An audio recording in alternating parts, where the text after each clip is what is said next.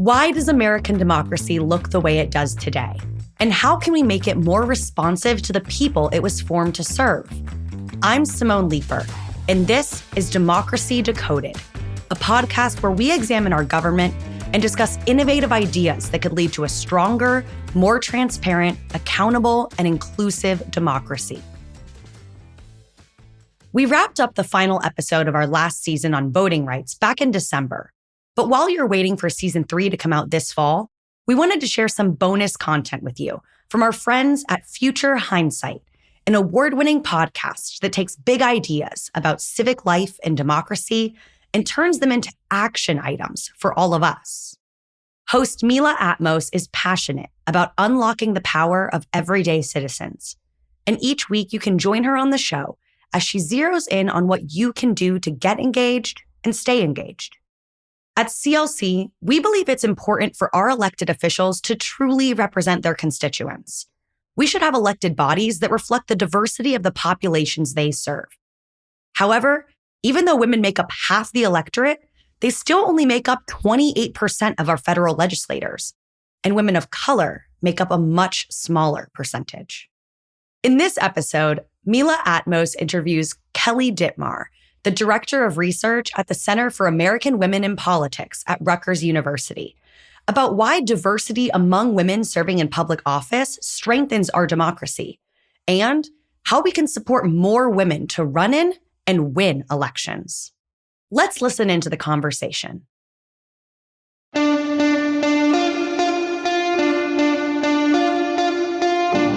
Political institutions in the United States and globally have really been shaped by masculinity in men, if we look at the gender dynamics of them.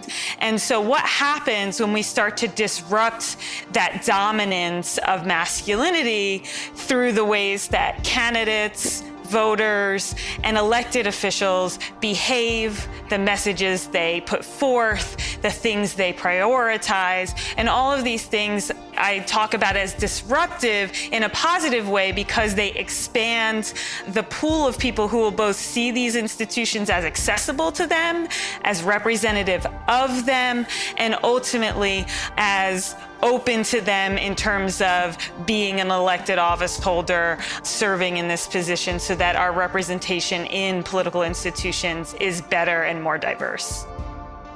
Welcome to Future Hindsight, a civic engagement podcast. I'm your host, Mila Atmos.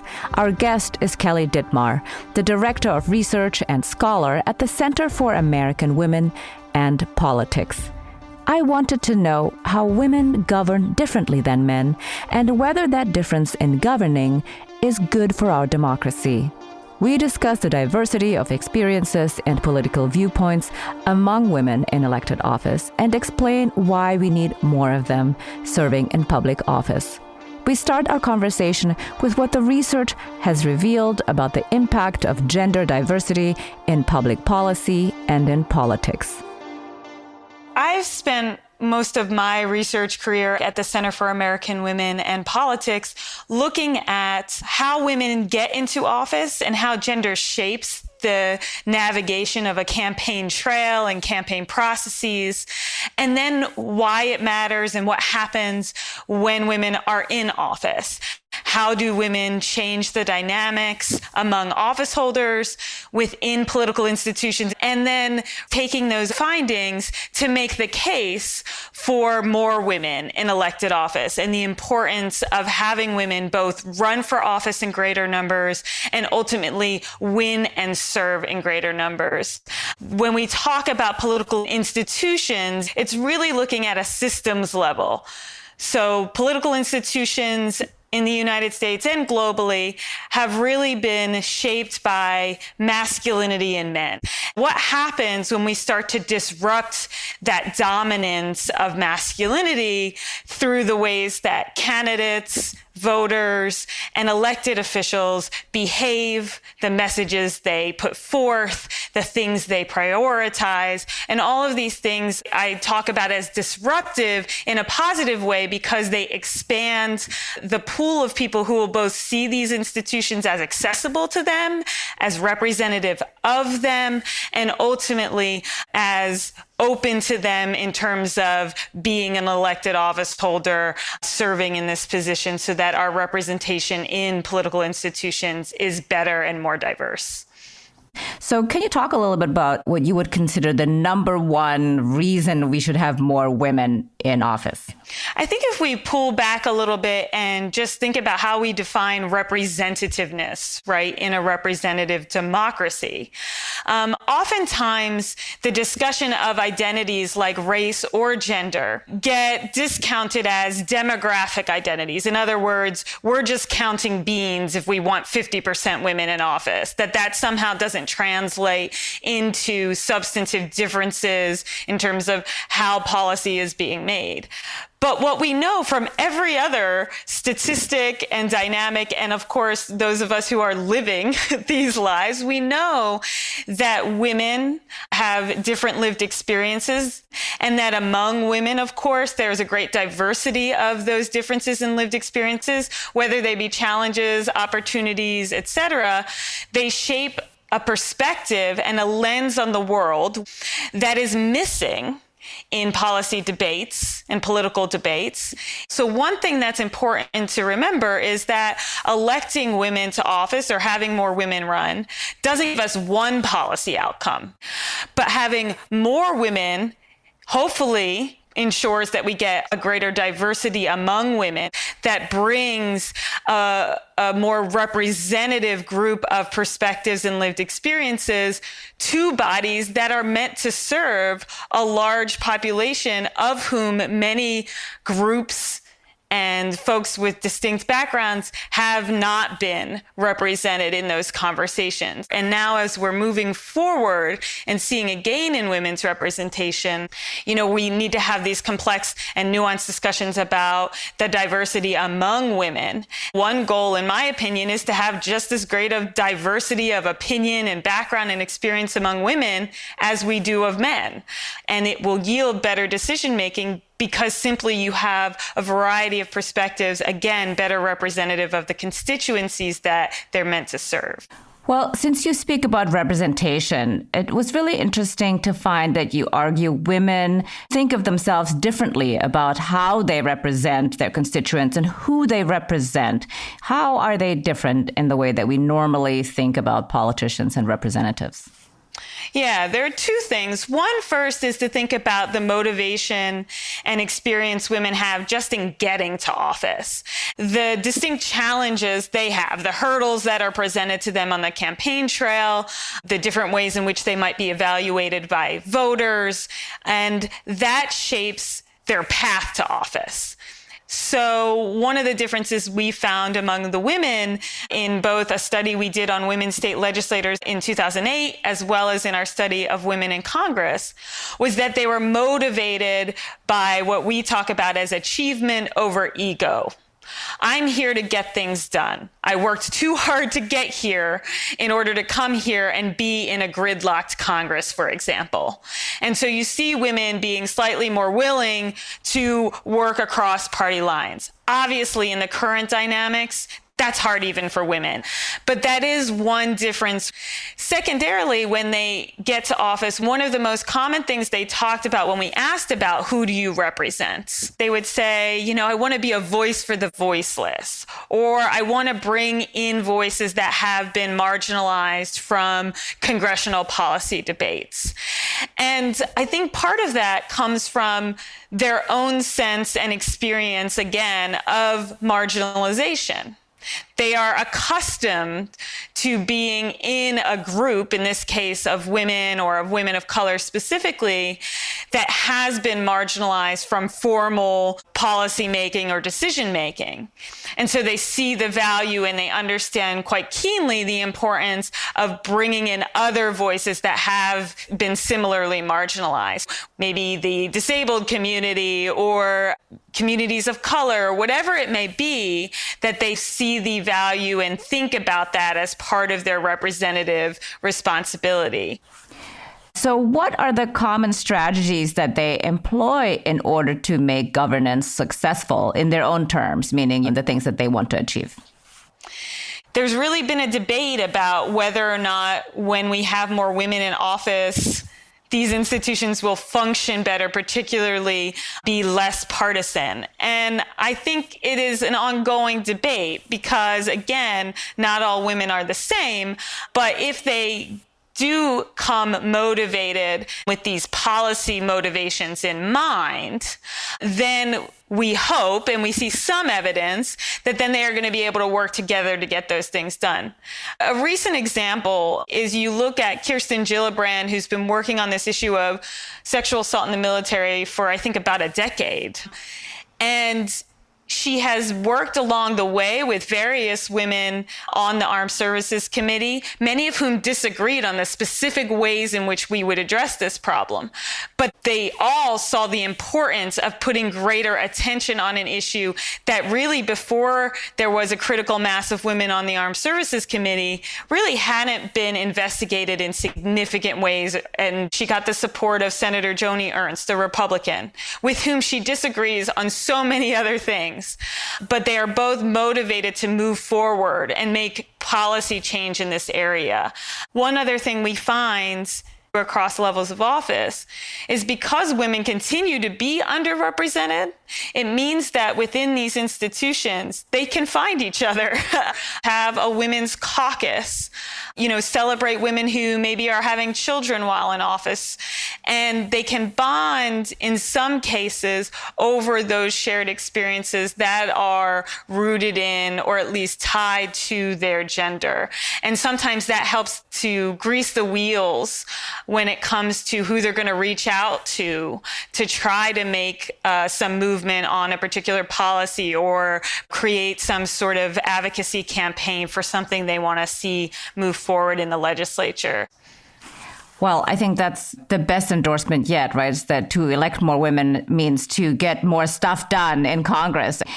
So you mentioned this earlier. You talked about party affiliation and that right now in this polarized climate, it is much harder to reach across the aisle. But so how does party affiliation in this day and age hinder this kind of bipartisanship that I don't know if we desire it, but, it seems like we should.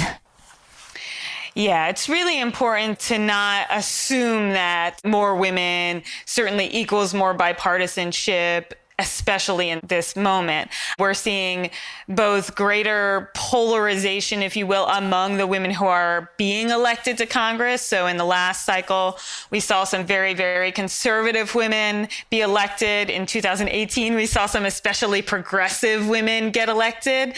They're starting from ideological points that are much further apart. That makes it harder to come together often, even if you have some of those shared bonds or experiences as women, right? That's only one, avenue potentially to bringing folks together, but it certainly doesn't guarantee it.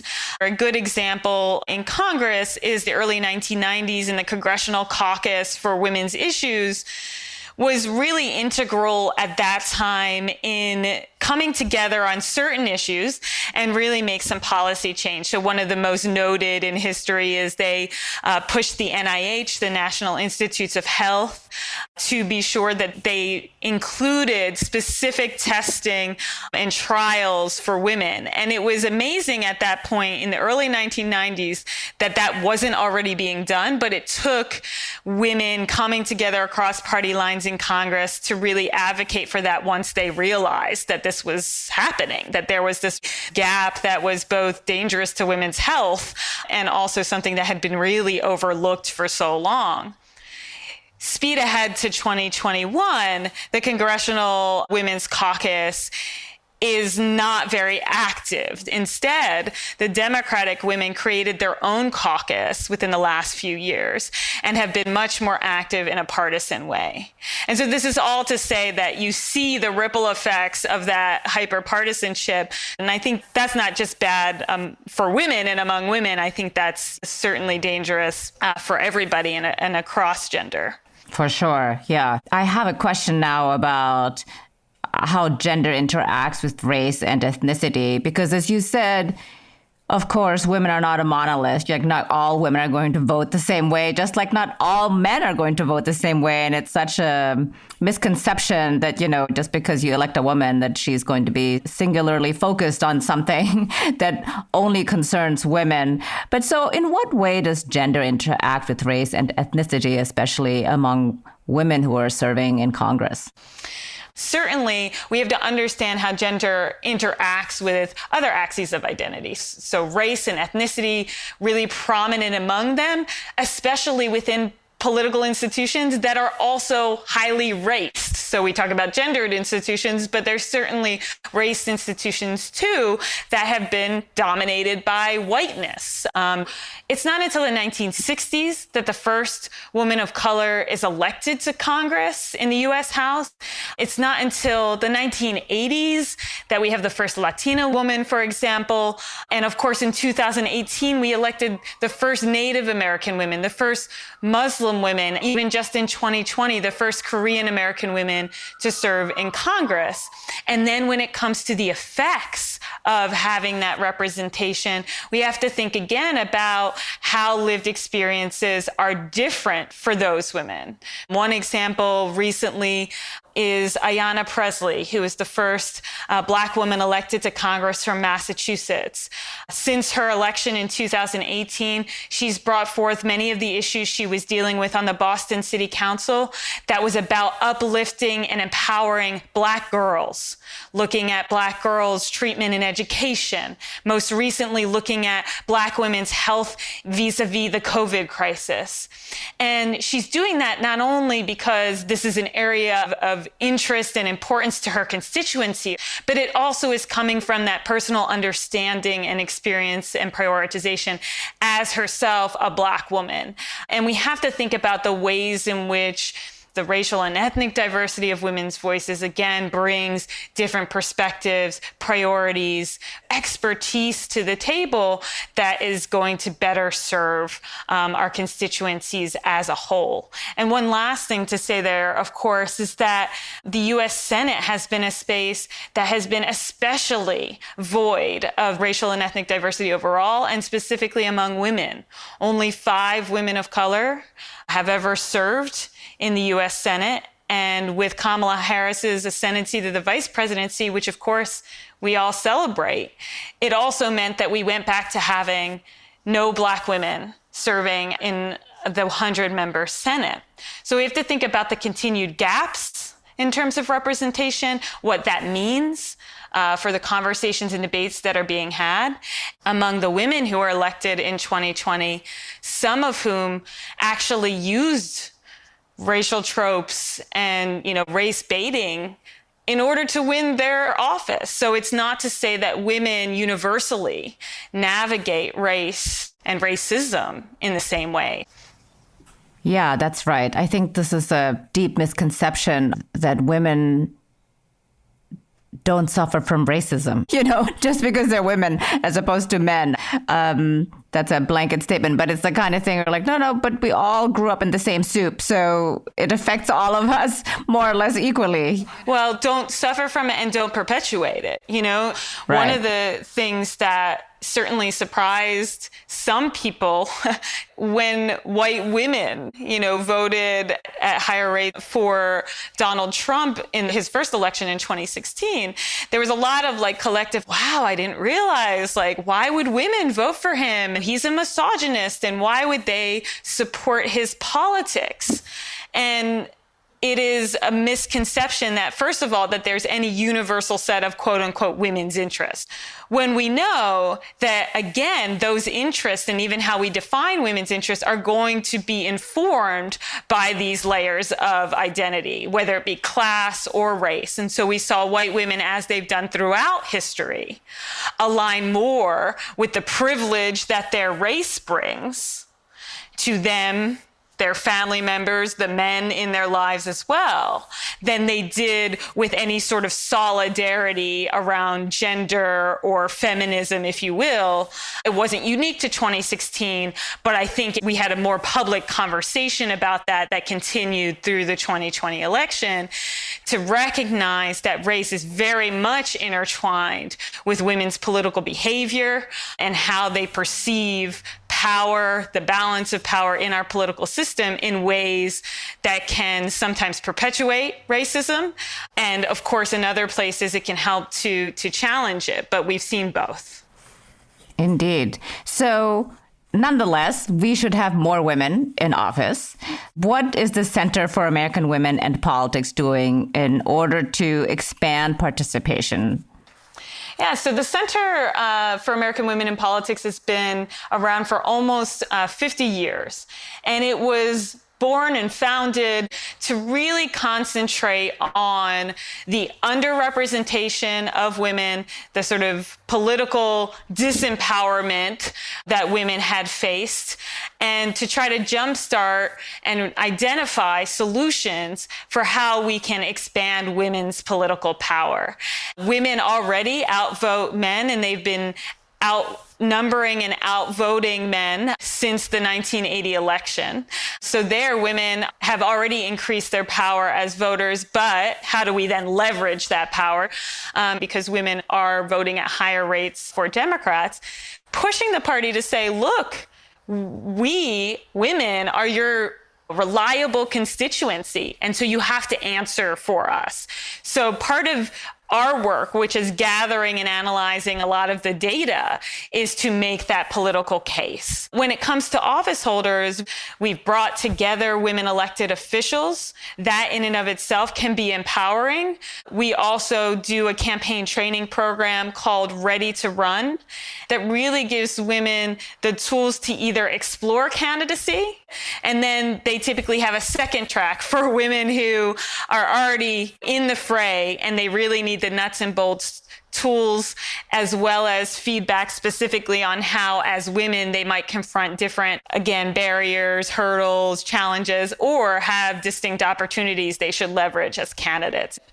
And then we launched a program with the support of the Obama administration called Teach a Girl to Lead. And that was to make women's political leadership visible to the next generation and making sure that the next generation of kids, girls and boys, see women in public leadership as normal instead of something that's exceptional. Wow, that's a lot of work that you do. So in all of this work, what is to you personally most exciting? I think that the work that is both exciting and impactful is really looking at the next generation of our leaders, whether they be women, men, non-binary folks, making them see politics in a different light and redefining what we value, both in our candidates and elected officials, so that those credentials, the things that we think are so important, are not tied to stereotypes and expectations of traditional masculinity in men, like toughness, national security experience, defense experience, that these things are what we really, really want in our leaders. Instead of thinking more broadly about traits like compassion or cooperativeness, right? Things that are and have been traditionally more likely to be associated with women or femininity. If we can disrupt those gender power dynamics among a next generation of leaders, I think that we disrupt them then in the institutions writ large, and we, again, yield better and more diverse institutions. It's not to say we shouldn't care about national security and toughness, but that can be paired with other credentials that we think are important to have in our political leaders, and really challenging existing norms and rules in ways that can create friendlier institutions to the next generation of women and a more diverse generation of women. Those are really exciting to me because that's the long-term change that we want to see. As an everyday citizen, what are 2 things that I could do to advance more women in politics, to really change the culture and the expectations, play the long game? What could I be doing? Yeah, so I think maybe a shorter term approach that has long-term implications is certainly supporting women who are running for office. So we say, just go ask a woman in your life to run. Sure, do that, but then support them all the way through. If they decide to run, make sure you're there to volunteer. Maybe you have the financial capacity to support them in that way. Whatever it may be, help them get from making that decision to run all the way to winning on election day. So don't just give at the end and don't just ask at the beginning. And then I think on the more cultural side of things, try to think differently about our expectations of political leadership, legislative leadership, and the ways in which we evaluate candidates and office holders, because we've lived in a society where it is still rare, unfortunately, to see women at the highest levels of leadership. And so we have to check our own biases in the standards to which we hold these candidates and elected officials and question whether or not there are times we are holding women to different standards. For the long-term institutional change, it takes some introspection and some talking more openly about the gendered terrain, the racialized terrain, the sort of intersectional terrain that these candidates face and the ways in which we perpetuate it instead of helping in that disruption. You mentioned this already a few times now, that the hardest part about women running for office is their campaign, basically winning election the first time around. So what are the things that you've seen are consistently successful for women who are running in order to gain that office? I think this is why it's hard to do this work, is because campaigns are really dynamic, meaning every election cycle is going to be a little bit different. In other words, if a woman runs in California versus Pennsylvania, they're going to face a different set of challenges, a different type of voter, and even differently gendered or racialized cultures. So it is hard to say, these are the three things that are most effective. The things that affect women often pretty consistently across these spaces are things like scrutiny over their qualifications or credentials, whether they are competent enough, they are qualified enough, whether or not their credentials prepare them best to hold the office for which they're running.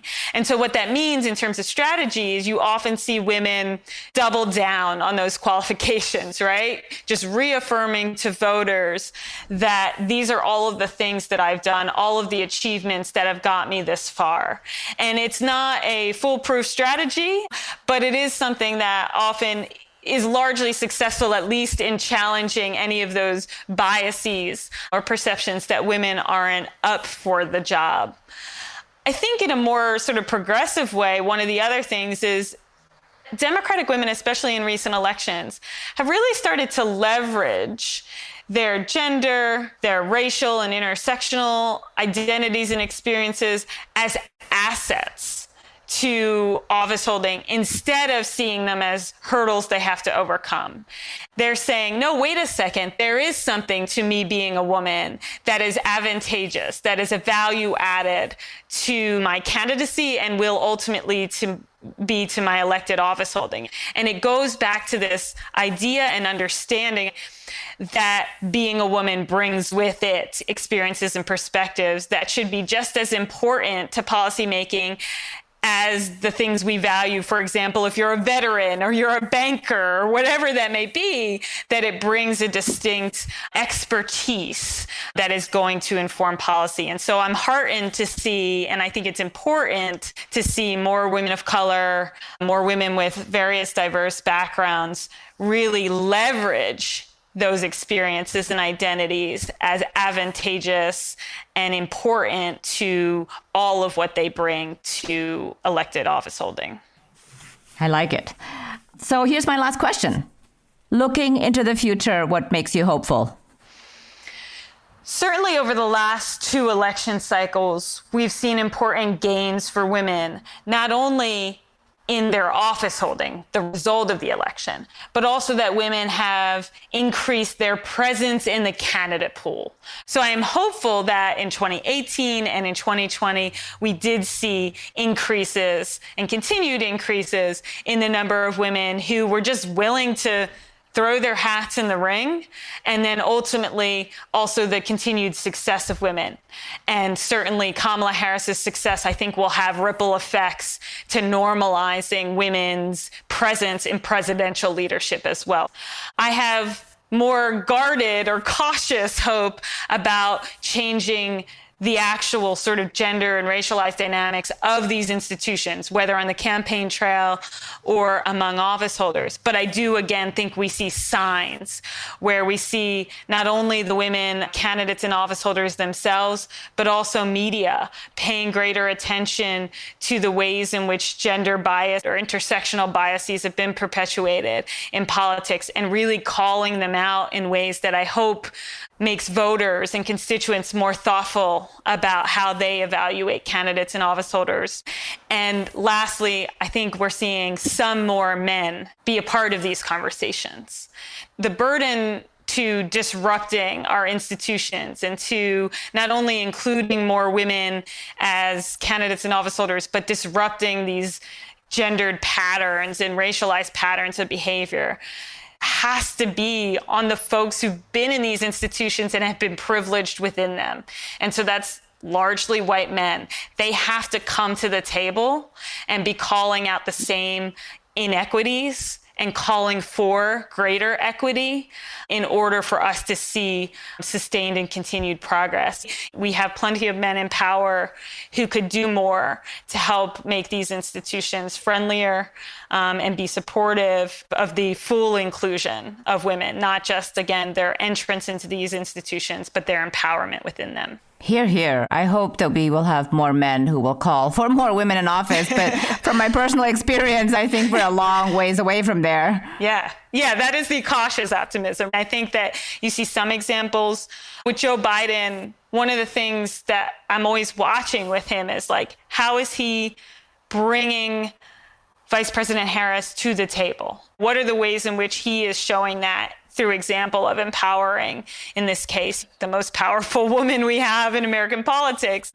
And early on, something he did that was rather small, but I think important, was the day that he announced her as his running mate, he said very explicitly, we have to have her back because she's going to face this level of scrutiny.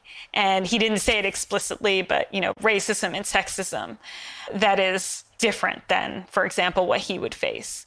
And I think if he and others can do better at naming that and calling it out instead of trying to make it invisible. Often in politics, we try to neutralize things, right? Or strategists do. They don't want to talk about gender. They just want to neutralize it. Well, that's not a reality. I don't think there is such a thing as gender or race neutrality.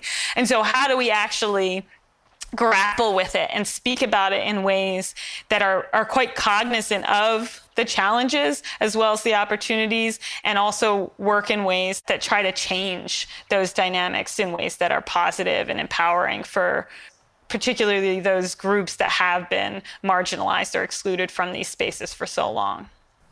Yeah, that's very well put. I think that's exactly right. We have to name it and speak about it out loud. Otherwise, we're never going to get there. Well, thank you very much for all the work that you're doing in advancing more women in these spaces, in higher office, making policy decisions for all of us. Thank you for being on Future Hindsight. Well, thank you again for having me. This was fun. To me, it's so satisfying to have data confirm that women are an asset to our democracy. Their lived experiences, expertise, and motivation all expand the perspectives of decision makers. As a woman, I am, however, worried that our society's deeply ingrained biases will continue to prevent more women to run for office and to win elections. We all have a responsibility for supporting women to attain positions of public service, and that's especially true if you're a white man. We need to remember that the more we champion women candidates, the more likely we'll be able to elect qualified, and visionary leaders. Until next time, stay engaged. I'm Mila Atmos. That was such a great discussion about a really important topic. It's been exciting to see the strides we've made in this area in recent years, but we still have a long way to go. And it's important to continue these kinds of conversations so we don't lose sight of that. Special thanks to Mila Atmos and all the folks at Future Hindsight for providing us with such a great episode of their show. Join them every Thursday as they talk to bold activists who are making a real impact. Their stellar guests are public servants, nonprofit leaders, community organizers, journalists, and civic innovators who help us understand all the issues. Tune in to Future Hindsight at futurehindsight.com or wherever you get your podcasts. We'll also include a link in the show notes along with a full transcript of the show. This episode of Democracy Decoded was produced and written by Casey Atkins, mixed by Kojin Toshiro, and narrated by me, Simone Leeper. Democracy Decoded is a production of Campaign Legal Center, a nonpartisan nonprofit organization which advances democracy through law at the federal, state, and local levels, fighting for every American's right to responsive government and a fair opportunity to participate in and affect the democratic process. You can visit us on the web at campaignlegalcenter.org. Democracy Decoded is a member of the Democracy Group, a network of podcasts dedicated to engaging in civil discourse, inspiring civic engagement, and exploring the future of our democracy. You can learn more at democracygroup.org.